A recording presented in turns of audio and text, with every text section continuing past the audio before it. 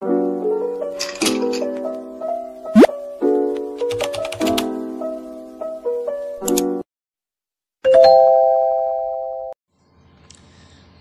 nama saya Irene Valentin Grace Montolalu dari Program Studi Sistem Informasi Universitas Cyber Asia dengan NIM 200101010023 akan memaparkan presentasi mengenai jenis-jenis cybercrime yang terjadi saat ini dan kaitannya dengan Undang-Undang ITE guna untuk memenuhi UAS Etika Profesi Sistem Informasi. Jenis-jenis cybercrime yang terjadi saat ini yang akan saya presentasikan pada saat ini terbagi menjadi 4 bagian, yaitu phishing, malware, cyberbullying, dan juga data breach. Cybercrime. Cybercrime atau kejahatan cyber adalah serangkaian kejahatan yang dilakukan di dunia digital menggunakan teknologi komputer, jaringan komunikasi, dan juga internet. Cybercrime melibatkan penggunaan teknologi untuk melakukan tindakan kriminal yang merugikan individu, organisasi, atau sistem komputer. Penanganan cybercrime sering melibatkan upaya pencegahan penegakan hukum dan juga kerjasama internasional.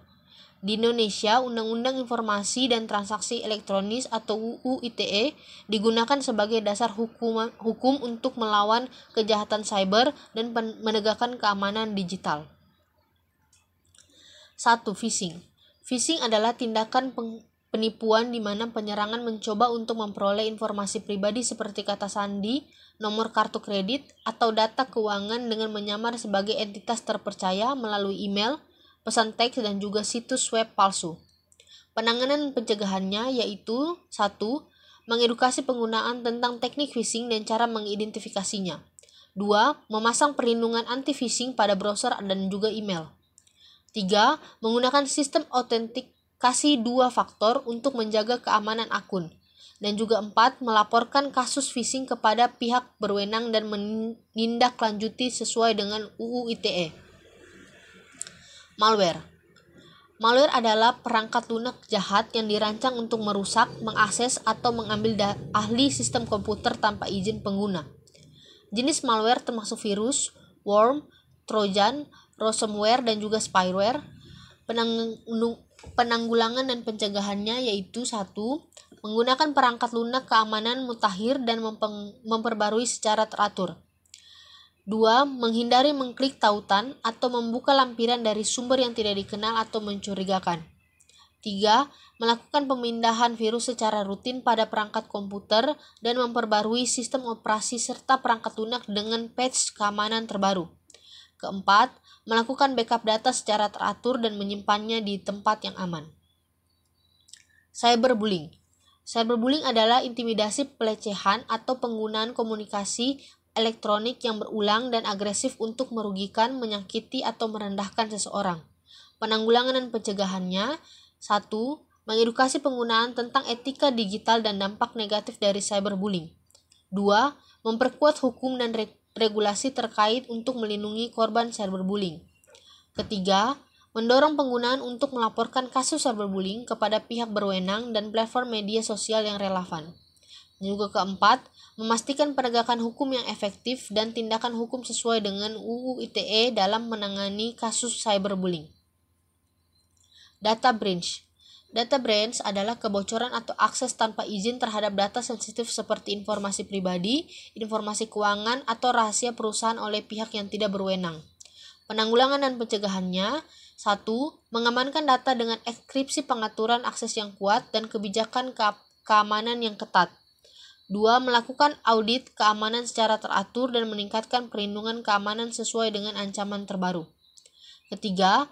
Melibatkan ahli keamanan cyber untuk melakukan tes penetrasi dan juga evaluasi resiko. 4. Pelaporan data breach sesuai dengan UU ITE dan mengambil langkah-langkah yang diperlukan seperti memberitahukan pihak terkait dan melaksanakan tindakan pemulihan. Kaitannya dengan Undang-Undang ITE. UU ITE atau Undang-Undang Informasi dan Transaksi Elektronik di Indonesia berperan penting dalam menangani cyber dan mengatur penggunaan teknologi informasi. Berikut adalah beberapa kaitan antara cybercrime yang terjadi saat ini dengan Undang-Undang ITE. 1. Penyebaran berita palsu dan hoaks. UU ITE memiliki ketentuan yang melarang penyebaran berita palsu atau hoaks di media elektronik. Pada pasal 28 ayat 2 dan 3. Hal ini berkaitan dengan upaya pencegahan penyebaran informasi yang salah atau fitnah di platform online.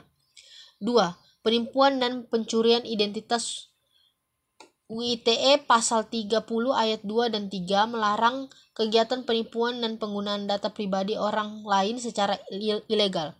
Ini merujuk pada penanganan kasus seperti penipuan online, phishing, dan pencurian data yang melibatkan identitas orang lain.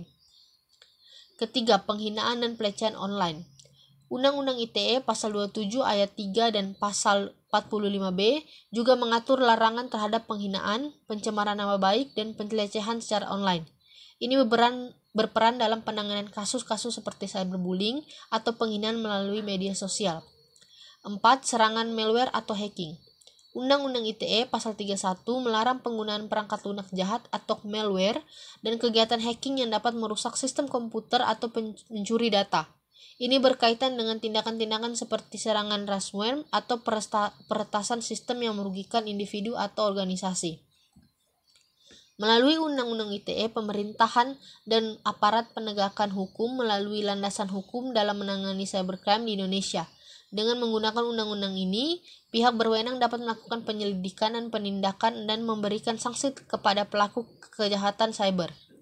Namun, penting juga untuk memastikan bahwa penegakan hukum dilakukan dengan proporsionalitas dan memperhatikan pelindungan hak asasi manusia dan kebebasan berorganisasi. Sekian materi pemaparan yang telah saya berikan. Mohon maaf bila masih terdapat kekurangan dan kesalahan. Terima kasih.